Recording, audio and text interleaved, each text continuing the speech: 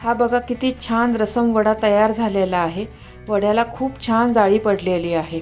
चवीला हा रसम वडा एक नंबर झालेला आहे। नमस्कार, मी कविता, कविताज टेस्टी फूडमध्ये सर्व खवय्यांचे पुन्हा एकदा स्वागत करते। आज आपण साऊथ इंडियन रसम वडा कसा बनवायचा ते पाहणार आहोत। चवीला हा रसम वडा अप्रतिम लागतो आणि बनवायलाही खूप सोपा आहे। रेसिपी नेहमीप्रमाणे खूप साधी आणि सोपी आहे। यासाठी जी रसम पावडर लागते ती पण घरच्या घरी कशी बनवायची ते पण या रेसिपीमध्ये दाखवलेले आहे। हा रसम पावसाळ्यात व थंडीत पिण्यासाठी फारच चांगला आहे। त्याने तोंडाची चव वाढते। हा रसम सर्दीसाठी फार गुणकारी आहे। यामध्ये वडे सॉफ्ट व जाळीदार बनण्यासाठी खास टिप्स सांगितलेले आहे। रेसिपीमध्ये रसम, पावडर, वडे सर्व कृती दाखवल्यामुळे व्हिडिओ थोडा मोठा झालेला आहे, तरी व्हिडिओ कुठेही स्किप न करता पूर्ण पहा। यामध्ये भरपूर टिप्स सांगितलेल्या आहे। चला तर हा टेस्टी गरमागरम रसम वडा कसा करायचा ते पाहूया। तुम्ही या चॅनलला अजून सबस्क्राईब केले नसेल तर जरूर सबस्क्राईब करा, ते निशुल्क आहे। रसम पावडरसाठी लागणारे साहित्य। मी तर 5 चमचे तुरीची डाळ घेतलेली आहे। हे बघा, या चमच्याने ना मी सर्व माप मोजून घेतलेले आहे। याच चमच्याने 5 चमचे हरभऱ्याची डाळ घेतलेली आहे। 4 चमचे धणे घेतलेले आहे। 2 चमचे जिरे, 1 चमचा मिरी, हिंग, 2 चमचे लाल तिखट आणि मीठ। इथे गॅसवर ना पॅन गरम करायला ठेवलेला आहे। आधी आपण ना डाळी भाजून घेऊया चांगल्या। दोन्ही पण डाळी ना छान बारीक गॅसवर ना खरपूस भाजून घ्यायच्या, आपल्याला जाळायच्या नाहीये त्या डाळी। तुम्ही अजून या चॅनलला सबस्क्राईब केले नसेल तर सबस्क्राईब बटनला क्लिक करा आणि बेल आयकॉनला प्रेस करायला विसरू नका, जेणेकरून नवीन रेसिपीचे नोटिफिकेशन तुम्हाला येतील। तेव्हा आपली डाळ आहे ना मस्त मी 3 ते 4 मिनिट ना खरपूस बारीक गॅसवर भाजून घेतलेली आहे। आता ही मी काढून घेते एका भांड्यामध्ये। पॅन मध्ये आता मी धणे घेते। हे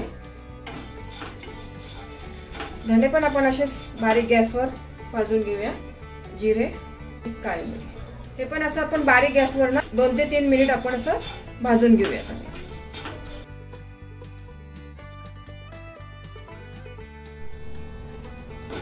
धने वगैरे बघा, जे 2-3 मिनिट झाले आहे, चांगलं खरपूस भाजून घेतलेलं आहे। ही रसमची पावडर आपल्या घरामध्ये असेल ना तर आपण कधी वाटेल तेव्हा मस्त रसम करून पिऊ शकतो। याला तुम्ही रसमचं प्रीमिक्स पण म्हणू शकतात। ओरिजिनल रसम जे बनवतात ना त्याच्यामध्ये हे वरण घालतात, पण आपण हे असं घातलं ना तर मग आपल्याला वरण घालायची काही गरज नाहीये। त्याच्यात डाळ घालतात, तुरीची डाळीचं वरण असतं ना ते घालतात त्याच्यामध्ये। ही पावडर विकत पण मिळते, अशी रसमची पावडर। जशी सांबार मसाला मिळतो ना तसा रसमचा पण मसाला मिळतो, पण आपण हा घरी करून घेत ठेवला ना तर कधीही चांगला।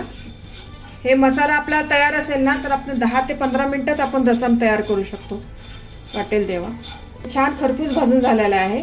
मगाचा माझा कढीपत्ता सांगायचा राहिलेला होता, थोडासा कढीपत्ता पण घालते याच्यात। इथे मी सुकलेलाच कढीपत्ता घातलेला आहे। जेव्हा आपल्या घरात जास्त कढीपत्ता असेल ना तर मी असा कढीपत्ता ना सुकवून असा फ्रीज मध्ये ठेवते, म्हणजे आपल्याकडे नसेल ओली कढीपत्ता तर आपण हा कढीपत्ता वापरू शकतो। सुकलेला असल्यामुळे मला आता जास्त याला भाजायची गरज नाहीये। मसाला आपला चांगला भाजून झालेला आहे। आता मी गॅस बंद करते। हा मसाला आता आपण पूर्ण गार करूया आणि मग मिक्सर मध्ये याला बारीक करूया। तुमच्याकडे लाल मिरची असेल ना तर तुम्ही याच वेळेला लाल मिरची पण याच्यामध्ये 13-14 लाल मिरची भाजून ना याच्यात घालू शकतात, पण नसेल तर मग आपण आपल्या घरचं लाल तिखट घातलं तरी चालेल। डाळी सर्व गार झालेल्या आहे। आता आपण मिक्सर मध्ये बारीक करू। मिक्सर मध्ये ना याची पावडर करूया। हे बघा, असं मिक्सर मध्ये बारीक करून घेतलेलं आहे। थोडंसं जाडसरच आहे। आता यामध्ये ना मी 2 चमचे लाल तिखट घालते आणि हिंग घालते। खरं हिंग आणि मीठ नसतं याच्यामध्ये, पण मी हे मसाला आपला जास्त दिवस टिकाव म्हणून ना याच्यामध्ये मीठ आणि हिंग घालते। हे घातल्यामुळे ना 2-3 महिने चांगला राहतो मसाला, आपला खराब होत नाही। परत आता मिक्सर मध्ये ना एकदा फिरवून घेते। आपला मसाला मस्त बारीक करून झालेला आहे। हे इतका बारीक केलेला आहे।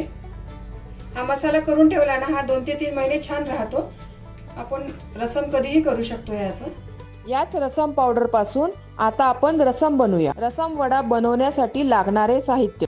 1 वाटी ना मी उडदाची डाळ घेतलेली आहे। 4 तास पाण्यामध्ये भिजवून घेतलेली आहे। ही 4 टोमॅटो, चिंचेचा कोळ ना हा थोडा अर्धा तास भिजवून घेतलेला आहे।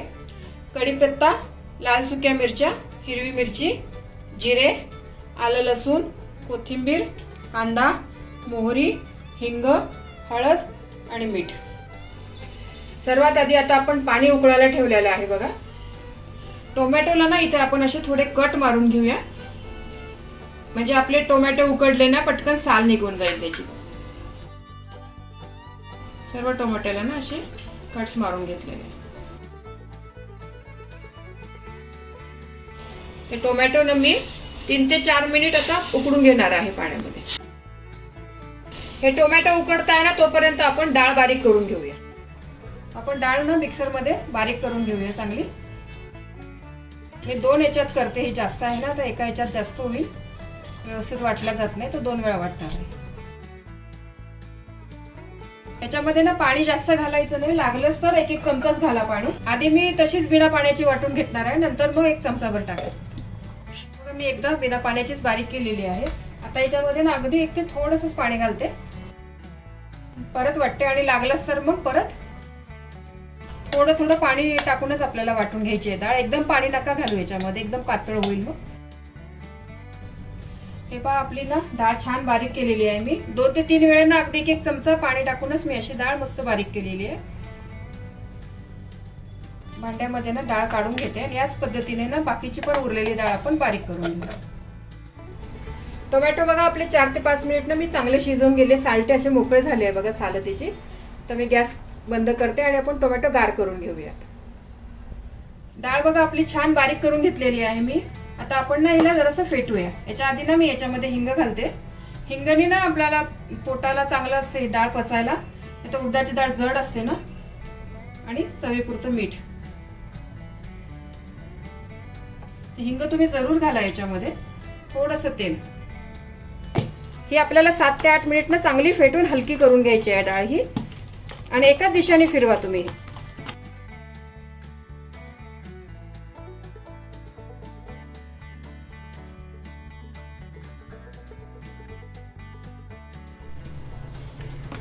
हे पहा पीठ मी चांगलं 7 ते 8 मिनिट ना मस्त फेटून घेतलेलं आहे.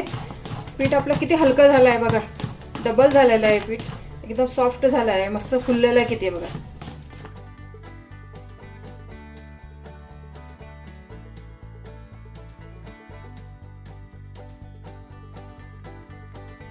आता यामध्ये मी आलं घालते किसलेलं. याच्यामध्ये ना जरूर किसलेलं आलं घाला तुम्ही, हिंग आणि आलं. त्याच्यामुळे उडदाची डाळ आहे ना पचायला आपल्याला हलकी होईल. जड असते उडदाची डाळ पचायला. आपली डाळ चांगली फेटली गेलेली आहे ना ते समजण्यासाठी ना तुम्ही ही थोडीशी डाळ आहे ना अशी पाण्यामध्ये ना अशी टाकून बघा. जर ते असं वरती तरंगलं ना छान तर समजायचं की तुमची डाळ ना चांगली परफेक्ट फेटली गेलेली आहे. मग असेच हलके वडे होतील आपले असे. थोडी हिरवी मिरची घालते याच्यात आणि थोडी कोथिंबीर. हे चांगलं आता आपण त्याच दिशेने ना फिरवून असं मिक्स करून घ्यायचं. आपली डाळ आपण चांगली फेटल्या गेल्यामुळे हवा गेलेली आहे त्याच्यामध्ये, मस्त फुलली आहे त्याच्यामुळे. टोमॅटो ना आपले छान गार झालेले आहे. मी साल काढून घेतलेले आहे बघा त्याचे. टोमॅटो आता मिक्सर मध्ये घालते. यामध्ये एक छोटा बारीक चिरलेला कांदा, आलं आणि लसूण मिक्सर मध्ये ना हे आपण बारीक करून घेऊया. टोमॅटोची पेस्ट करून घेतलेली आहे बघा ही. आता आपण याचा रसम करूया. गॅसवर कढई गरम करायला ठेवलेली आहे. त्यातनं मी थोडं तेल घालते. तेल जास्त नाही लागत या रसमला, अगदी थोडं फोडणीपुरतंच घातलेलं आहे. तेल गरम झालेलं आहे बघा. आता मी मोहरी घालते. मोहरी चांगली फुलू द्या तुम्ही, नाहीतर मग कशी कचकच लागते मोहरी. जिरे,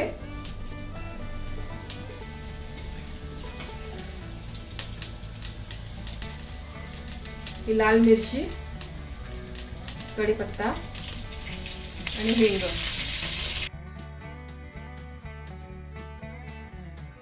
आता यामध्ये जे आपण टोमॅटो बारीक केलेला आहे ना ते घालते. हे आपण ना 1 मिनिट चांगलं शिजू देऊया, कारण कांदा आणि आलं आणि लसूण कच्चं आहे ना आपलं, त्यामुळे 1 मिनिटभर चांगलं आपण भाजून घेऊया मस्त. 1 मिनिट आता मसाला ना मी चांगला भाजून घेतलेला आहे. त्याच्यामध्ये ना आता हळद घालते, थोडंसं अर्धा चमचा लाल तिखट, हे पण चांगलं भाजून घ्यायचं.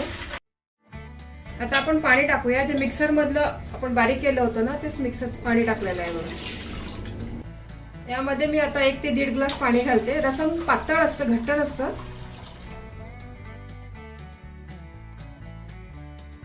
यामध्ये आता मी 3 चमचे रसमचा मसाला घालते. याच्याने ना रसम आपलं छान दाट येईल आणि चवीला पण खूप छान लागेल.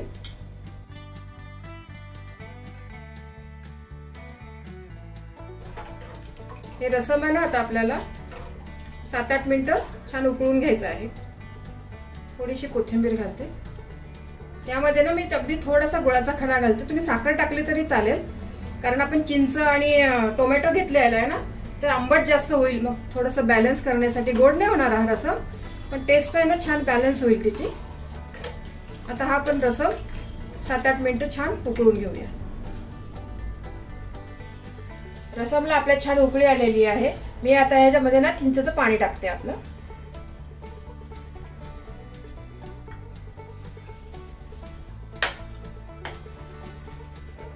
आता हा रसम ना आपण 4 ते 5 मिनिट छान उकळून घेऊया. रसम बघा आपला माझा 4 ते 5 मिनिट ना मी उकळून घेतलेला आहे. अजून 1-2 मिनिटं मला उकळायचं आहे रसम, म्हणजे सगळे मसाले वगैरे आहे ना त्याचे फ्लेवर छान येईल याचे.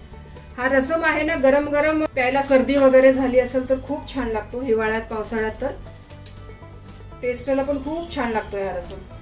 रसम मी इकडच्या गॅसवर शिफ्ट करते. मग आपण या गॅसवर वडे तळून घेऊया. वडे तर आपण कधीतरीच करतो, पण रसम हे ना नेहमी करायला पाहिजे. खूप छान लागतं. इडली बरोबर पण चांगलं लागतं हे रसम. रसम आता झालेला आहे बघा. मी गॅस बंद केलेला आहे. मस्त तयार झालेला आहे. कलर तर किती सुरेख आला आहे बघा रसमचा. आपण आता वडे तळून घेऊया. तेल आपलं छान गरम झालेलं आहे. आता आपण वडे टाकूया. हे वडे आहे ना तुम्ही चमचाने पण टाकू शकतात, पण मी हातानेच टाकते. तर आपण आधी ना आपण हात ओला करून घेऊया जरा, म्हणजे हे पीठ आपल्या हाताला चिटकणार नाही. आणि हातानेच असा गोल हे करून असा वडा सोडूया. प्रत्येक वेळेला ना हात ना पाण्यात बुडवा तुम्ही, म्हणजे चांगले वडे येतील तुमचे.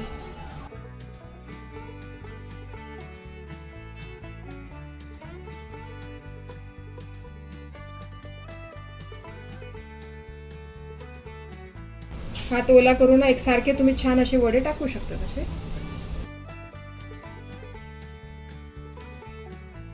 आणि हे वडे ना तुम्ही मीडियम गॅसवरच तळा. फुल गॅसवर नका तळू तुम्ही, वरनं लगेच लाल होतील आणि आतनं वडे आपले कच्चे राहतील. पीठ आपलं इतकं छान हलकं झालं आहे बघा. वडे ना आपोआपच पलटी होतात आहे मनानेच, आणि छान तेलामध्ये ना वरती आले आहे. म्हणून असं समजायचं की पीठ आपलं एकदम छान परफेक्ट झालेलं आहे. तेलावर मस्त वडे ना तरंगतात आहे बघा. असे सर्व बाजूने आपण गुलाबी होईपर्यंत तळून घेऊया.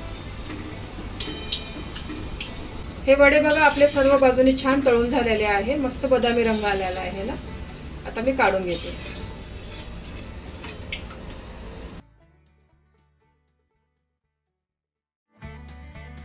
याच पद्धतीने आपण बाकीचे पण वडे परत तळूया. तसंच पाण्यामध्ये आपण हात बुडवायचा आणि मग वडे असे टाकायचे. छोटे छोटे टाकायचे, जास्त मोठे नाही टाकायचे, कारण तो वडा ना तळल्यानंतर मोठा होतो, फुलतो, आणि रसम मध्ये टाकल्यानंतर आणखीन फुलतो.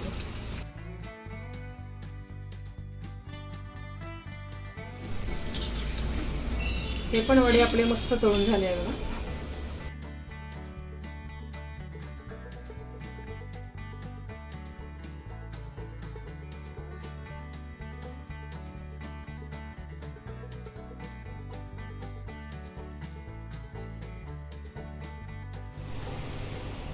हे पहा आपले वडे मस्त वरनं क्रिस्पी आणि आतनं बघा किती छान पोकळ झाले बघा. मस्त जाळी पडली आहे बघा वड्यांना, हलके झाले एकदम मस्त. मस्त आपला गरमागरम रसम वडा तयार झालेला आहे. हा रसम वडा चवीला खूप भारी लागतो. रसमचे वैशिष्ट्य असे की हे गरमागरम पिल्यामुळे तोंडाला चव येते आणि सर्दीवरही गुणकारी आहे. रोज रोज भाजी पोळीचा कंटाळा आला असेल तर या पद्धतीने रसम वडा करून बघा. खूप आवडेल तुमच्या घरी सर्वांना. तुम्हाला ही रेसिपी आवडली असेल तर तुमच्या मित्रमैत्रिणी आणि नातेवाईकांबरोबर शेअर करा. व्हिडिओला लाईक करा व चॅनलला सबस्क्राईब करा. रेसिपीला कमेंट्स करा. तुमच्या कमेंट्स वाचायला मला फार आवडतात. तुमच्या लाईक्स आणि कमेंट्समुळे माझा उत्साह वाढतो आणि नवनवीन व्हिडिओ बनवण्यासाठी प्रोत्साहन मिळते. त्याचबरोबर तुम्ही मला फेसबुक, इंस्टाग्राम आणि Pinterestवर देखील फॉलो करू शकतात. त्यांची लिंक डिस्क्रिप्शन बॉक्समध्ये दिलेली आहे. तुम्ही ही रेसिपी कोणत्या गावातून पाहताय तेही सांगा. तर पुन्हा भेटूया एका नवीन रेसिपीसह. तोपर्यंत मस्त खा, काळजी घ्या. धन्यवाद.